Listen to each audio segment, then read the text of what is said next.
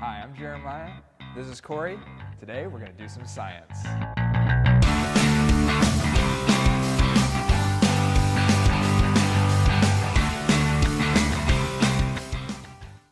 Corey, what have you brought for us today?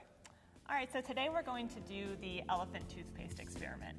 And we're going to be adding some reactants to this container, and it's going to produce a large column of foam that's going to shoot up into the air. Awesome. All right, so what do we need for this? All right, so we have our 2,000 milliliter graduated cylinder, and then we have hydrogen peroxide, and this is going to be a little bit different than the hydrogen peroxide that you might have in your medicine cabinet at home. And then we have just normal dish soap, Okay. and we have food coloring. Just and for fun? That's just for fun. It's not going to interact with the experiment at all. The last thing we have is our catalyst. That's going to be our potassium iodide.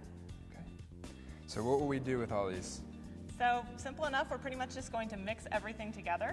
We're going to start by adding the hydrogen peroxide into the graduated cylinder.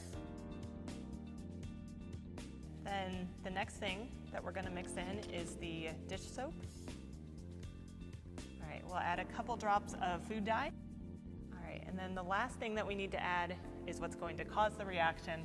That's going to be the potassium iodide.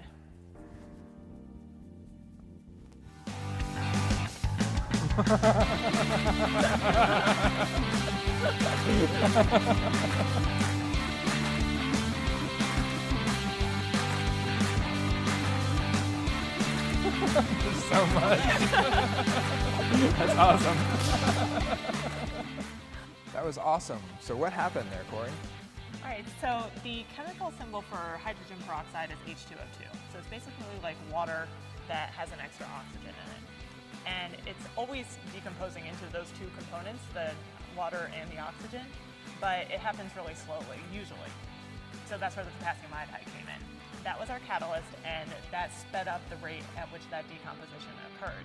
So we ended up with water and oxygen. And because we put the soap in there, it made it soapy water, and the soapy water actually trapped the oxygen in the form of bubbles.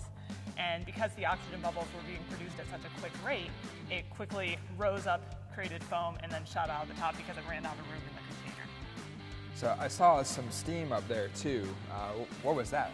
Yeah, so this is actually what's called an exothermic reaction, and that means any reaction that produces heat. So it was heating up, and if we had touched the tube afterwards, it would have felt hot as well. But what it was doing was heating up the water and producing water vapor, which came off of it as steam. All right, if you want to see more videos about what not to do with soap, join us next time.